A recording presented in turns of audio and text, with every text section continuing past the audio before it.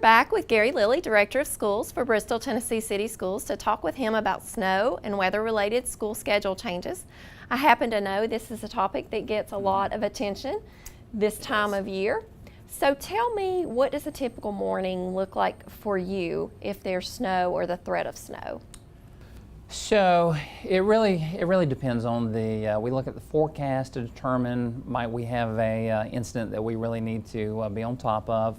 So I subscribe to a service from Morristown's weather service, and so we do the webinars and all that. We look at the radar, we see what the meteorologists say, and we sometimes call them up and talk to them. So if we think that there's a possibility that inclement weather could be coming in, then we start out pretty early. I'll usually get up somewhere between 4 and 4:30. I start by looking at the radar to see what has happened overnight and what's forecast to happen.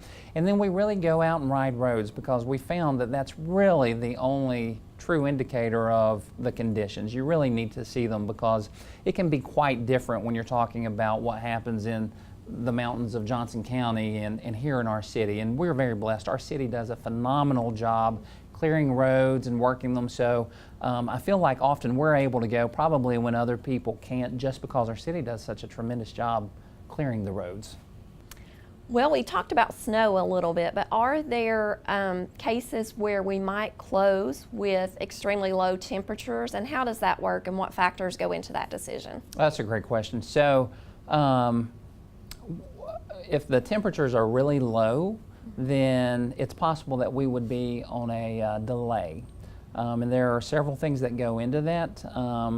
We have to look at what is the temperature, what is the temperature with wind chill. Is it forecast to really improve over delay? Occasionally it gets colder. So what we ask parents, if the forecast calls for really cold weather, then be sure to check your local media sources, just in case we call a schedule change.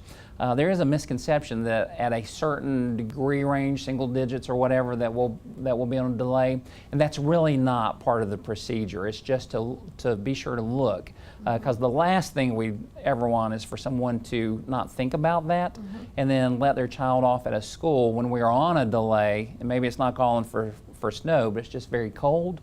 So that would be awful. So that's what we tell people, is just be sure to look if it's very cold to see if we're going to be on a delay. Another thing I hear sometimes when we are potentially going to be out of school or going to be on a delay, a common misconception from some parents is that we are going to lose funding if we're on a delay or if we're out of school.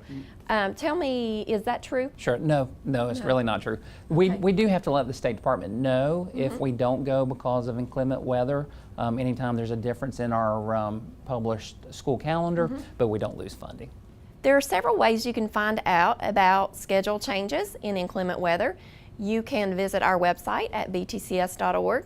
You can follow us on Facebook or Twitter, and also the local media is always wonderful to help us out in spreading the word. Thank you, Gary, for joining us today to talk about these things. I know you're going to be a frequent visitor on the show, we hope. And when we come back, we are going to talk about a homework hotline.